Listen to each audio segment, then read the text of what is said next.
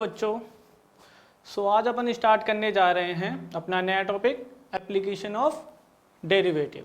ठीक है, अपन डिफरेंशिएशन के बारे में कंप्लीट पढ़ चुके हैं, कैसे डिफरेंशिएशन फाइंड करते हैं और कैसे कैसे डिफरेंट फॉर्म्स को अपन डेरिवेटिव फाइंड करते हैं। ठीक है, तो अब जो अपन ने डेरिवेटिव फाइंड करना सीख लिया तो अपना नेक्स्ट पॉइंट आता है कि जो अपन ने अभी तक सीखा उसका यूज़ क्या है, उसको अप्लाई कैसे करें डिफरेंट फॉर्म्स में। ठीक है, तो आज का अपना टॉपिक है application of derivative.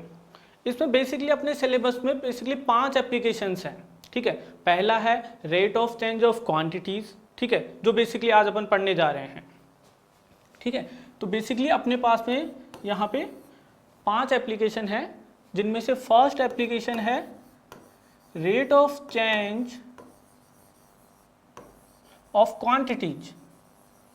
Okay, rate of change of quantities. फिर अपने पास में आएगा, हेलो बच्चों, जो 11th से 12th मूविंग स्टूडेंट्स हैं और जो इस साल IIT JEE एडवांस क्रैक करना चाहते हैं बच्चों, उनके लिए बहुत ही बेहतरीन बैच स्टार्ट होने वाला है अनअकैडमी पे, इवॉल्व बैच, जो कि 7 अप्रैल से स्टार्ट हो रहा है। यानी कि JEE 2022 में जिनको अपना एग्ज़ाम देना है उनके लिए बैच है। ठीक है बच्चों, और इस बैच में पढ़ाने वाली जो टीम है वो कोटा की टॉप फैकल्टीज़ की टीम है। ठीक है ना, सभी टीचर्स कोटा की टॉप फैकल्टी हैं और इस साल यानी कि इस करंट ईयर में इस टीम ने बेस्ट रिजल्ट दिए हैं और ये अनअकैडमी की नंबर 1 टीम है बच्चों। तो मैं आपको यही कहूँगा कि ये बैच आपके लिए बहुत ही बेनिफिशियल है और जब भी आप इसको सब्सक्राइब करोगे तो NKC सर लाइव करके कोड डालना मत भूलिएगा, उससे आपको 10% का डिस्काउंट मिलेगा। ठीक है बच्चों, जल्दी से जल्दी इस बैच को ज्वाइन कर लीजिए, ये आपके लिए बहुत ही बेनिफिशियल प्रूव होगा। इंक्रीजिंग डिक्रीजिंग फंक्शन की डिफरेंशिएशन की हेल्प से कोई फंक्शन है उसको अपन इंक्रीजिंग डिक्रीजिंग कैसे बता सकते हैं। ठीक है, फिर अपन जाएंगे approximation, maxima minima, tangent normal. So ये 5 एप्लीकेशन है बेसिकली अपने पास में, rate of change of quantities, increasing decreasing function जिन्हें अपन मोनोटोनिक फंक्शन भी बोलते हैं। ठीक है, maxima minima, approximation, tangent normals.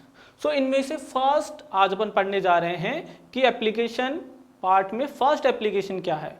Okay, सो देखिए यहाँ पे basically rate of change of quantity से मतलब क्या है।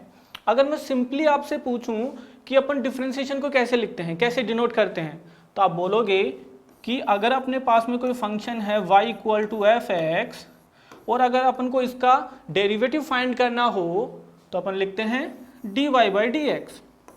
ये अपन सब जानते हैं, और इस फॉर्म में लिखे तो अपन f' लिख सकते हैं। ये तो अपन को पता है कि इसको dy/dx लिखते हैं, बट इस dy/dx का मीनिंग क्या है। ओके, इस पर्टिकुलर dy/dx का मीनिंग क्या है ये अपन को पता होना चाहिए। अगर अपन को ये पता है कि इसका मीनिंग क्या है तो इजीली ये जो पर्टिकुलर एप्लीकेशन है इसकी डेफिनेशन पे बेस्ड है, we can solve any question related to this. तो इसका मीनिंग क्या है बेसिकली ये बताइए मेरे को। यहाँ पे देखिए, चलो एक सिंपल सा क्वेश्चन मैं आपको पूछता हूँ, वेलोसिटी को कैसे डिनोट करते हैं अपन। अगर इसका मीनिंग पता है अपन को तो dy/dx का मीनिंग भी अपन बता सकते हैं। वेलोसिटी को कैसे डिफाइन करते हैं, it's basically rate change of s okay with respect to t, means rate of change of distance with respect to time is known as velocity. Okay, so जब भी ds/dt dy/dx लिखा हुआ है तो इसका बेसिकली मीनिंग क्या है, इसका मीनिंग है rate of change of y with respect to x। ठीक है, similarly rate of change of s means distance with respect to time.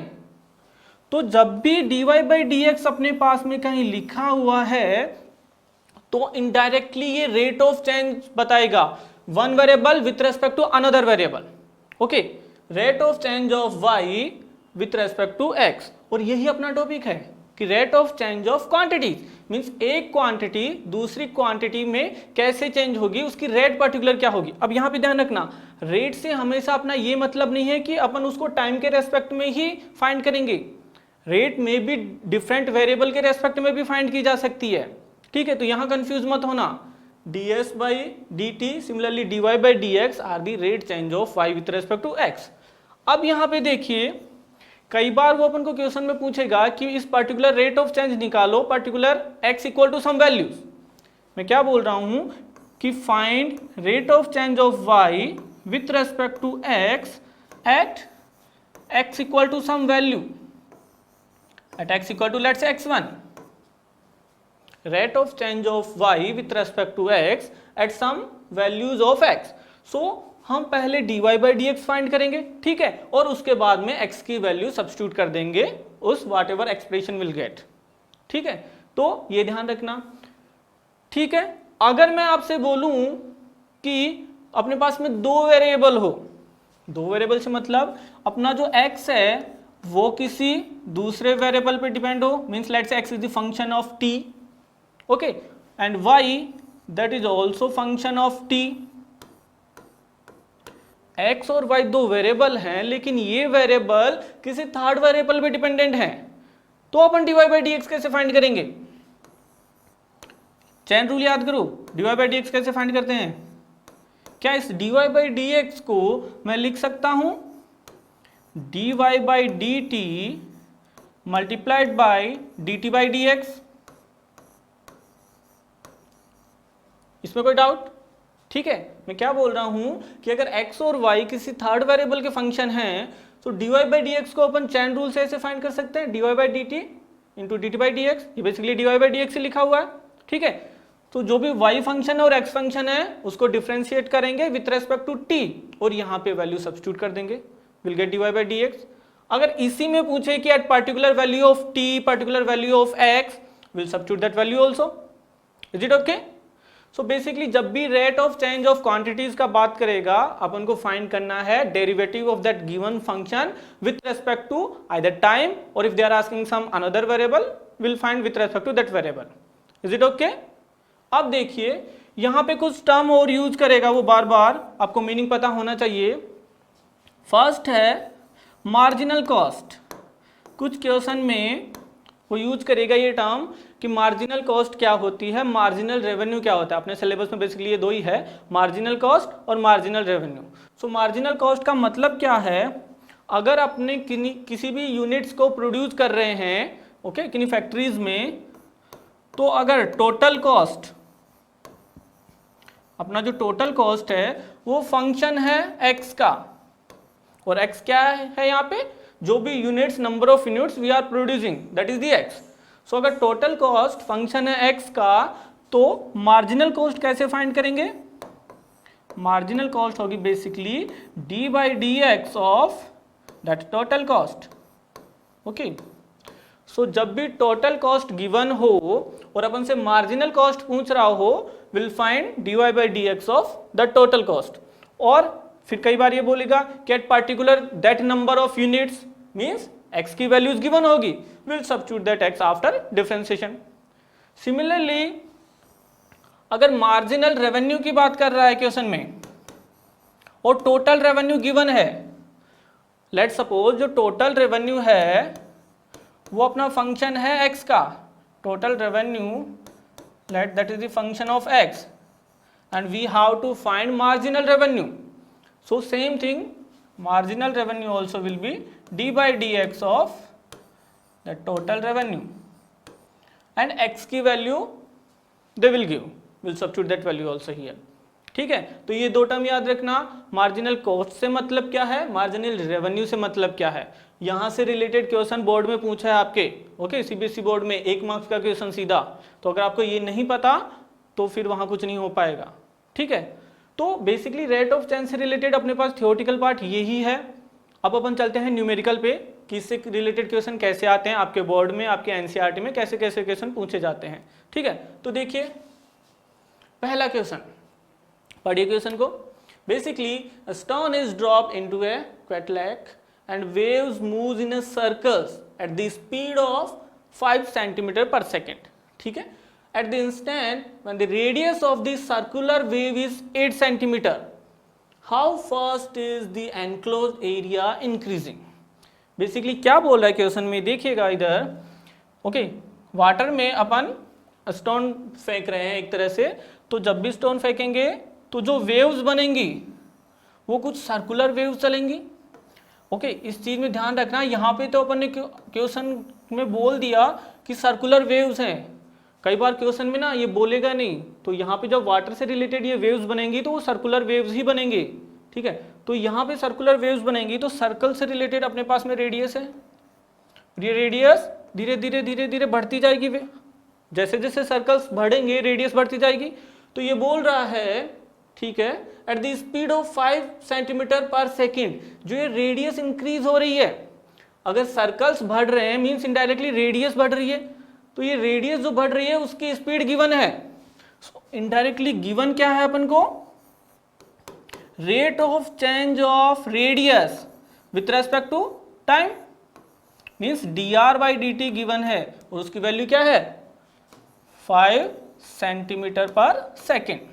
एक चीज ध्यान रखना, जब भी सेंटीमीटर पर सेकेंड गिवन है तो गिवन है लेंथ के अकॉर्डिंग, जब सेंटीमीटर स्क्वायर पर सेकेंड गिवन है क्वेश्चन में मीन्स वो बात कर रहा है एरिया की, और जब सेंटीमीटर क्यूब पर सेकेंड गिवन है मीन्स कहीं ना कहीं वो बात कर रहा है वॉल्यूम की, ठीक है। तो ये चीज ध्यान रखना, लेंथ, एरिया एंड वॉल्यूम। सो कई बार अगर समझ में नहीं आ रहा क्वेश्चन में कि गिवन क्या है एक्चुअली, तो अपन यूनिट देख के भी पता लगा सकते हैं कि rate of change of area given है, rate of change of some length is given और rate of change of some volume, ठीक है। तो यहां गिवन है dr/dt। आगे देखिए क्या बोल रहा है, अगर किसी इंस्टेंट पे सर्कुलर वेव 8 सेंटीमीटर है तो जो उसका एरिया है वो किस रेट से इंक्रीज कर रहा है, ठीक है। तो यहाँ पे wave, circular wave 8 centimetre given है, मीन्स किसी पर्टिकुलर इंस्टेंट पे जो रेडियस है किसी एक सर्कल की वो अपन को गिवन है 8 सेंटीमीटर, और उस पर्टिकुलर 8 सेंटीमीटर पे अपन को फाइंड करना है कि एरिया किस रेट से इंक्रीज कर रहा है। तो सबसे पहले सर्कल का एरिया क्या होता है, πr², we know very well. अब यहां पे अपन को फाइंड क्या करना है, dA/dt फाइंड करना है, ओके। किस टाइम पे, ये अपन को फाइंड करना है जब रेडियस 8 सेंटीमीटर हो, ये बोला क्वेश्चन, ये गिवन है, ये फाइंड करना है। स्टार्ट करो एरिया से, तो dA/dt क्या होगा, यहां से इसको डिफ्रेंशिएट करो, dA/dt will be equal to pi constant है, r² का डिफ्रेंशिएशन 2r, ठीक है। अब यहां पे केवल 2r ही मान लिख देना, यहां पे अपन डिफ्रेंशिएट कर रहे हैं with respect to t, so t के रेस्पेक्ट में अपन कर रहे हैं, तो यहाँ पे dr/dt भी आएगा। मेजरली यही गलती होती है ऐसे क्वेश्चंस में, भूल मत जाना इस चीज को। अगर अपन यहाँ r के रेस्पेक्ट में कर रहे होते तो r² को 2r लिख देते सीधा, जैसे जनरली अपन को ऐसा याद रहता है डिफरेंशिएशन ऑफ x² 2x, और वहीं पे गलतियां हो जाती हैं। यहाँ r² को 2r तो लिखेंगे बट साथ में dr/dt भी चलेगा, क्योंकि यहाँ r के रेस्पेक्ट में अपन नहीं कर रहे हैं, ठीक है, याद रखिएगा, ये गलती मत करना। अब वैल्यू सब्स्टिट्यूट करिए, ये फाइंड करना है और ये वैल्यूज गिवन है, ठीक है। तो पाई 2r, r गिवन है 8, so that will be 16 and dr/dt given है 5, सो ये आपका फाइनल आंसर है। देखिए dr/dt गिवन है 5 एंड वैल्यू ऑफ r, इस पर्टिकुलर r पे अपन को ये फाइंड करना था, सो substitute this value 8 to 16, 16 into 5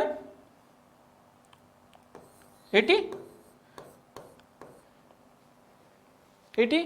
अब इसकी यूनिट क्या होगी, ओके।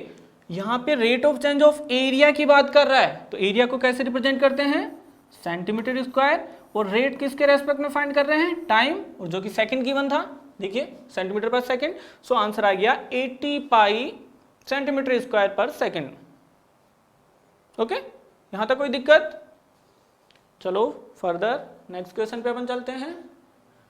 ये देखिए अच्छा क्वेश्चन है, इसको कैसे सॉल्व करेंगे, ऐसे क्वेश्चन आपके बोर्ड में पूछे जा रहे हैं, ओके, सो बी केयरफुल कैसे सॉल्व करते हैं ऐसे क्वेश्चन को। पहले पढ़िए कि गिवन क्या है, सेकंड चीज अपन को फाइंड क्या करना है। अगर इन दो पे कॉन्सेंट्रेट कर लिया, आधा क्वेश्चन वहीं पे सॉल्व अपना, ठीक है। तो सबसे पहले देखिए यहां गिवन क्या है, given values, a balloon which always remains spherical, okay. यहाँ स्पेरिकल बलून की बात कर रहा है, तो स्पेयर से रिलेटेड जो भी वॉल्यूम एरिया है वो सब आपको पता होने चाहिए, पहली कंडीशन, ठीक है। It's being inflated by pumping is 900 cubic centimetre of gas per second, 900 centimetre cube is given, means कहीं ना कहीं ये उस स्पेयर की वॉल्यूम की बात कर रहा है, ठीक है। सेंटीमीटर क्यूब पर सेकेंड गिवन है, means rate of change of volume is given. So first thing, rate of change of volume is given and that is 900 centimeter cube per second. आगे बढ़िए, find the rate at which the radius of the balloon increases when the radius is 15. At r equal to 15 centimetre अपन को rate of change of radius find करनी है. So basically यहाँ पे find करना है dr/dt जब r अपना 15 centimetre हो तब अपन को dr/dt फाइंड करना है. तो देखिए वॉल्यूम गिवन है, rate of change of volume given है, तो कहीं ना कहीं अपन यहीं से स्टार्ट करेंगे. तो स्पेयर का वॉल्यूम क्या होता है सबको पता है, 4/3 पाई आर क्यूब. अब dv/dt फाइंड करिए, मीन्स इसको डिफ्रेंशिएट करिए t के रेस्पेक्ट में. सो dv/dt इज इक्वल टू 4/3 पाई तो कांस्टेंट, आर क्यूब का 3r². क्या यहीं पे रहने दूं? नहीं, 3r² तो ओनली तब होता जब r के रेस्पेक्ट में कर रहे होते. अपन t के रेस्पेक्ट में कर रहे हैं तो यहाँ पे dr/dt भी होगा.